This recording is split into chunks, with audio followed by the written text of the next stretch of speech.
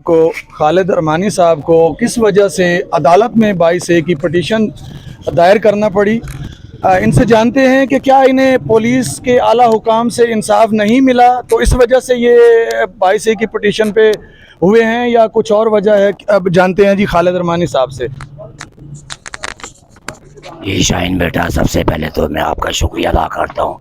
उसके बाद मैं फतेह जंग प्रेस क्लब के सदर जनाब लियाकत बाजोड़ी साहब का, उनकी पूरी टीम का तहे दिल से मशकूर हूँ, जिन्होंने मेरे साथ एक तरफ यकजहती का इजहार किया और उनके जज्बात की मैं कदर करता हूँ, और जो अल्फाज उन्होंने मेरे हक़ में इस्तेमाल किए, जिस तरीके से जिस दिलेरी और बहादुरी के साथ उन्होंने मेरे साथ यकजहती का इजहार किया, मैं उनका मशकूर। इसी तरह टेक्सला प्रेस क्लब के सदर जनाब सैयद रिजवान शाह साहब, जो किसी भी तरफ के मोहताज नहीं। शाह साहब, मैं आपका भी मशकूर, मैं आपको भी सलूट करता हूँ कि आप मेरी आवाज़ बने, आपने मेरे साथ चले।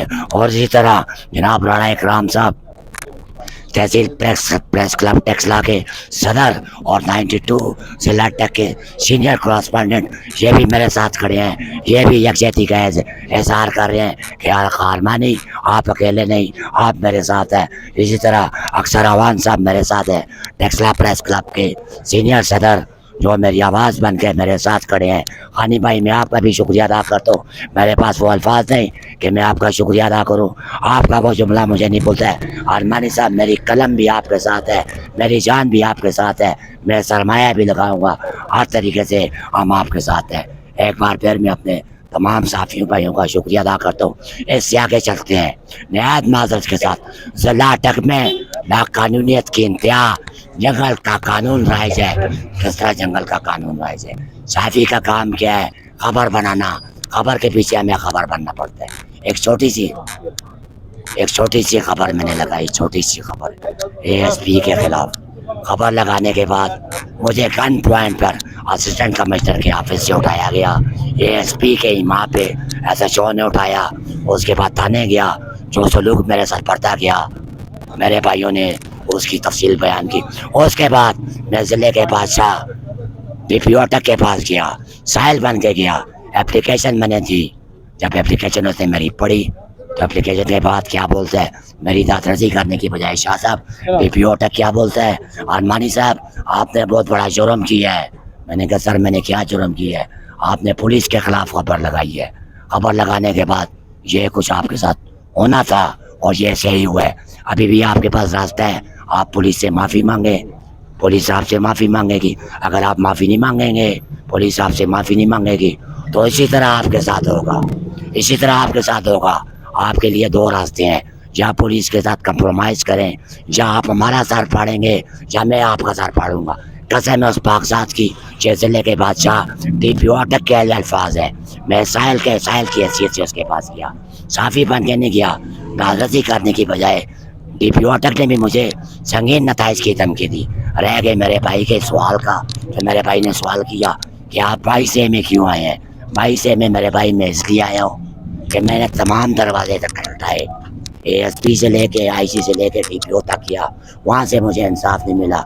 अभी मैं 22A में आ गया हूँ और मुझे उम्मीद है कि यहाँ से मुझे इंसाफ मिलेगा। अगर यहाँ से मुझे इंसाफ नहीं मिलता है तो मैं फिर सुप्रीम कोर्ट तक जाऊँगा।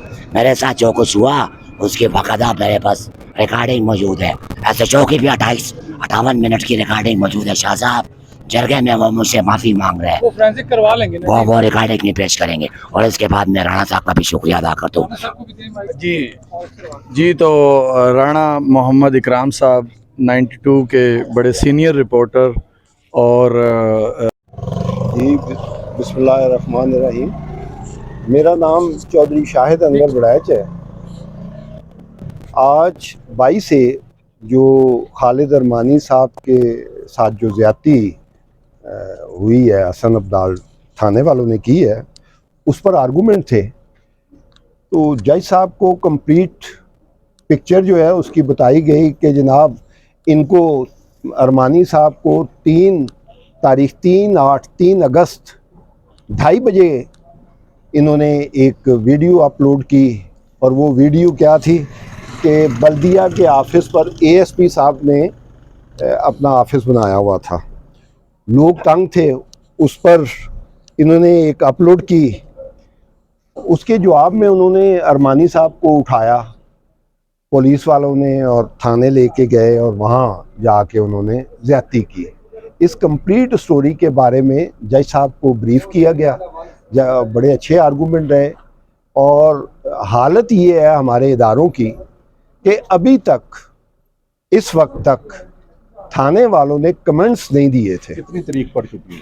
और 2 तारीखें कंसेक्टिवली उसके कमेंट्स के लिए पड़ी हैं, और आज भी अभी तक वो कमेंट्स नहीं आए थे। और पिछली दफ़ा जज साहब ने स्पेसिफिकली SHO को डायरेक्ट किया था कि वो कमेंट्स दे, और अभी तक कमेंट्स नहीं आए थे। तो इंशाल्लाह कभी उम्मीद है कि जज साहब बहुत ही ऑनेस्ट और ईमानदार शख्सियत हैं, और ये ज़रूर हमारी 22A को जो है ना एक्सेप्ट करते हुए मुल्ज़मान के ख़िलाफ़ जो है वो पर्चे के आर्डर करेंगे। Thank you. हमारे साथ इस वक्त मौजूद हैं जी लियाकत अली बाजौड़ी साहब, सरपरस्त आला। तो उनसे मेरी रिक्वेस्ट है, माशाल्लाह से अपनी टीम के साथ यहाँ पे एक प्रोटेस्ट, एक वफद की सूरत में यहाँ पे एहतजाज के लिए अदालत के सामने आए हैं। तो मैं इनका तहे दिल से शुक्रगुजार हूँ कि इस पुलिस गर्दी जो खालिद अरमानी साहब के साथ हुई है, पुलिस गर्दी, उसके ख़िलाफ़ सहाफ़ी, ये सिर्फ फतेह जंग और टेक्सला वाकंड के सहाफ़ी हजरात दोस्त इकट्ठे नहीं हुए हैं, ये तकरीबन पूरे ख़ित्ते के सहाफ़ी दोस्त इकट्ठे हुए हैं। तो मैं लियाकत अली बाजौड़ी साहब से दरख्वास्त करता हूं कि मुझे ये बताएं कि सर आप इसको किस नज़रिए से देख रहे हैं, जो खालिद अरमानी साहब के साथ ज़्यादती हुई है, तो इसको आप क्यों सहाफ़ी तंजीमें क्यों नहीं आगे आ रही हैं, क्यों नहीं बोल पा रही हैं, क्या वजह है सर? गुजारिश है कि जो अरमानी साहब के साथ हुआ, ये ज्यादती किया पुलिस वालों ने, ये नहीं होनी चाहिए थी, ये पुलिस गिरदी है और इनके खिलाफ एक्शन होना चाहिए। जवाद इसाक साहब और फैसल खटक साहब ने जो पुलिस गर्दी की है खालिद अरमानी साहब के साथ, तो उसके बारे में हम लोग यहाँ पे इकट्ठे हुए हैं। अगर अदालत आलिया से हमें इंसाफ नहीं मिलता है तो हम अगला लाहे अमल क्या करेंगे सर? ये माशाल्लाह बहुत अच्छी प्रोसीडिंग थी आज की, और ये वकील साहब ने, बड़ाई साहब ने बड़े मुदल्लल आर्गूमेंट्स किए। वहाँ पे उन्होंने बताया कि चर्चिल ने अपने दौरे हुकूमत में अपनी अदालतों से ये पूछा कि क्या इंसाफ हो रहा है, तो उन्हें जवाब मिला कि इंसाफ हो रहा है। तो उन्होंने कहा कि हम कभी भी ये जंग हार नहीं सकते, क्योंकि हमारी कौम को इंसाफ मिल रहा है। तो अगर यहाँ पे अदालतें हर जगह इंसाफ करेंगी तो बहुत अच्छी बात है। एक और आर्गूमेंट वकील साहब का ये था कि अगर 34 साल डिलीवर करने के बाद जो है सहाफ़ी, एक सीनियर सहाफ़ी हैं, मोस्ट और रिस्पेक्टेबल हैं, बड़ा अच्छा करियर है उनको अगर इंसाफ नहीं मिल रहा, तो जो यंग जर्नलिस्ट आ रहे हैं, नए सहाफ़ी आ रहे हैं, उनके साथ इंसाफ की पोजीशन क्या होगी? तो लिहाजा ये प्रोटेस्ट की जाती है कि तमाम जितनी भी अपनी सहाफ़ती तंजीमें हैं वो हक़ की आवाज़ को वैसे भी बुलंद करती है। उनका माटो यही है, क्योंकि सहाफ़त एक मुक़द्दस पेशा है और इसका मकसद यही है कि आवाम तक सच पहुँचाया जाए और ज़र्ज़ सहाफ़त से परहेज़ किया जाए। लिहाजा इंसाफ के असूल के लिए तमाम सहाफ़ती तंजीमों को आगे आना चाहिए, और ये वक्त है उनके स्टेप लेने का, क्योंकि अगर आज इंसाफ नहीं मिलेगा तो ये फिर रवायत बन जाएगी। जी, अटक के सीनियर रिपोर्टर जियो न्यूज़ के सैयद रिजवान शाह नकवी साहब, आइए उनसे जानते हैं कि इस बारे में उनका क्या मौक़िफ़ है सर। शुक्रिया। बिस्मिल्लाहिर्रहमानिर्रहीम। खोखर साहब, सबसे पहले तो मैं इस बात से इत्तफ़ाक़ नहीं करता कि जो सहाफ़ती तंजीमें हैं वो अपना रोल अदा नहीं कर रही। आपके साथ इस वक्त फ़तेह जंग प्रेस क्लब के ज़िम्मेदारान सारे मौजूद हैं। फ़तेह जंग के सहाफ़ी सारे अरमानी साहब के साथ खड़े हुए हैं।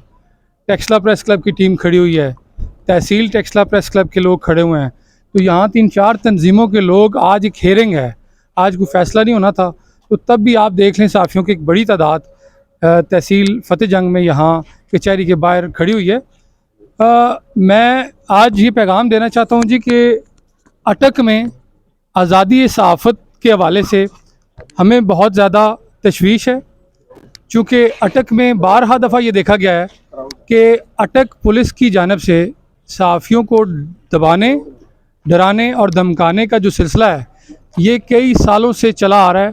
बारहा दफ़ा मीडिया के लोगों पर FIR की गई हैं, इनको डराया गया है, धमकाया गया है।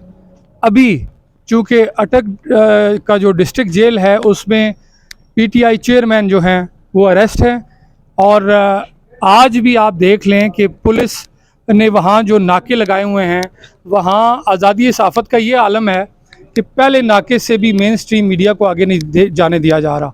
तो अटक पुलिस जो है वो अपने रवैयों पर गौर करे।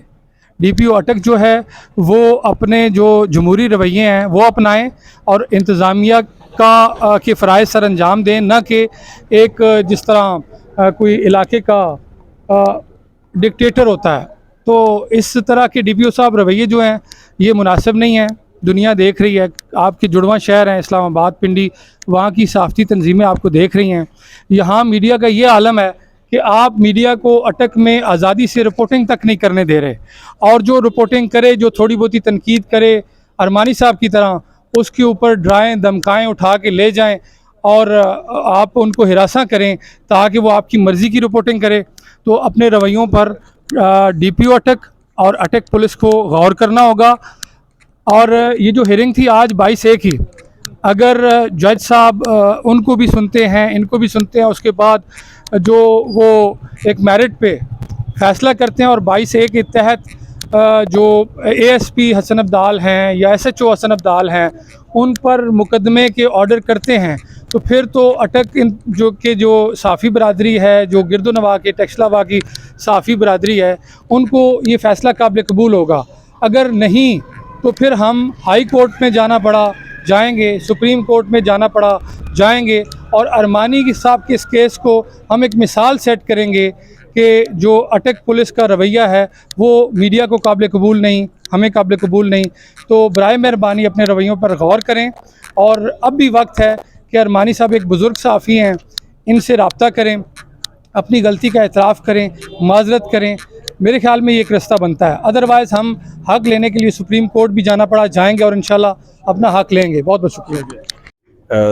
नायब सदर राणा मोहम्मद इकराम साहब हमारे साथ मौजूद हैं, तो इनका मौक़िफ़ लेते हैं कि ये सहाफ़ियों के साथ राणा साहब जो होने वाली ज़्यादती हैं और जो खालिद अरमानी साहब के साथ ज़्यादती हुई है, इसके बारे में ये 22A में चले गए हैं। तो कुछ सहाफ़ियों का मौक़िफ़ है, कुछ सहाफ़ी हज़रात का मौक़िफ़ है कि ये 22A की पटिशन में क्यों गए हैं।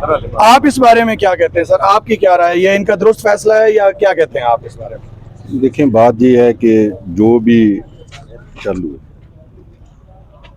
जो भी अरमानी साहब के साथ हुआ वो गलत हुआ। अगर इन्होंने वीडियो बनाई थी तो वो मामला एक अच्छे तरीके से बैठ के भी हल हो सकते थे।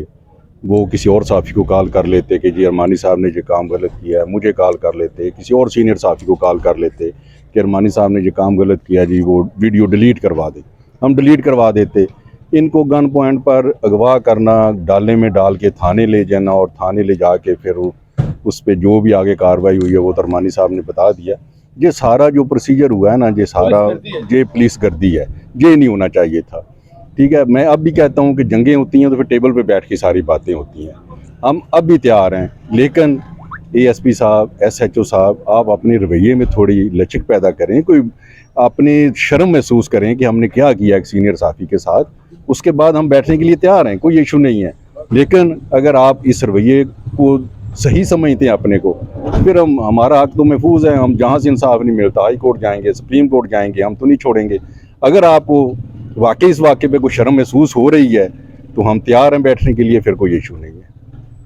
जी, तो हर सीनियर सहाफ़ी खालिद अरमानी साहब सहाफ़त की खिदमत कर रहे हैं, तो इनके साथ ये पुलिस का नारवा सलूक, पुलिस गर्दी, ये आज इनके साथ हुआ है। तो हम ये नहीं समझें कि ये सिर्फ इनके साथ हुआ है, ये कल कलाम हम सब के साथ हुआ जा सकता है। कोई भी हम रिपोर्ट करेंगे, कोई भी सच्चा वाक़या पेश करेंगे। सच्चा वाक़या पेश किया है ना जी, म्यूनसिपल कॉरपोरेशन के यूनियन सेक्रेटरी साहब ने, औरंगज़ेब साहब ने इनको अपना मौक़िफ़ दिया तो इन्होंने चलाया है।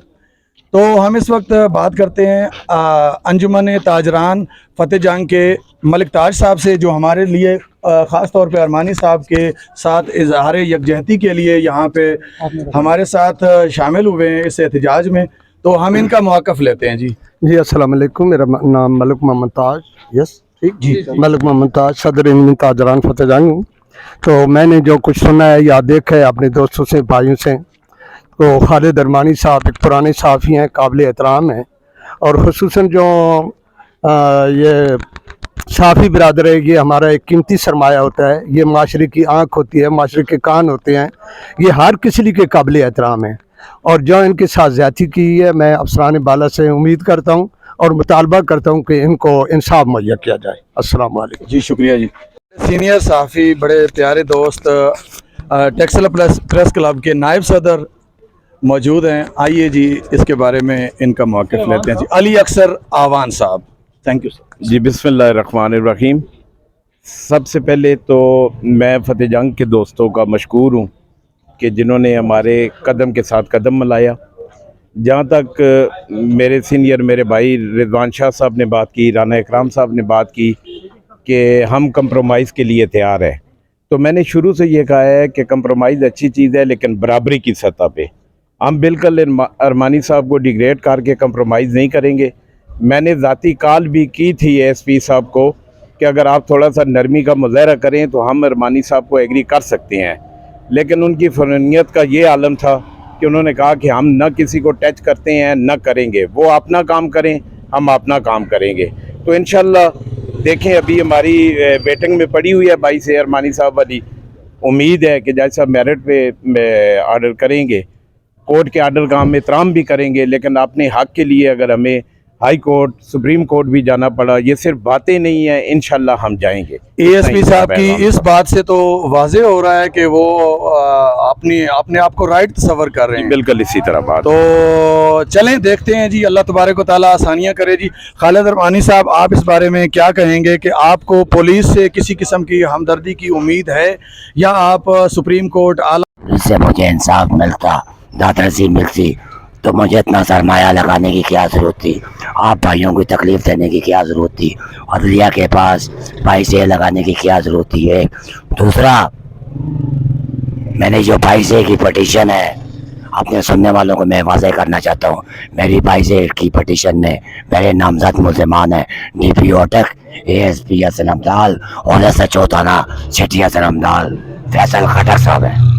जी। तो खालिद अरमानी साहब ने बताया कि मेरी अपना जो पटिशन में नामजद अरकान हैं वो ASP जवाद इसहाक साहब और SHO सिटी फैसल खटक साहब और DPO अटक, जिन्होंने अब तक इतना अरसा गुजरने के बावजूद, देखें ना, एक सीनियर सहाफ़ी जो अरसा 34 साल से सहाफ़त की खिदमत कर रहे हैं, मुआशरे का, जिस तरह हमारे अंजुमन ताजरान के सदर काबिल एहतराम ताज साहब ने कहा कि सहाफ़ी मुआशरे की आँख कान नाक होता है, तो अगर इनके साथ ये सलूक हो सकता है तो एक आदमी के साथ तो पुलिस गर्दी का कभी भी किसी भी वक्त कुछ भी हो सकता है, अगर सहाफ़ी के साथ ये हो सकता है तो काबिल एहतराम मेरा आला अदलिया से गुजारिश है कि हम सहाफ़ी सारे दोस्त, अंजुमन ताजरान के लोग और वकला हजरात इस प्रोटेस्ट में शरीक हुए हैं, तो हमें इंसाफ दिया जाए जी। बहुत बहुत शुक्रिया sir, thank you very much.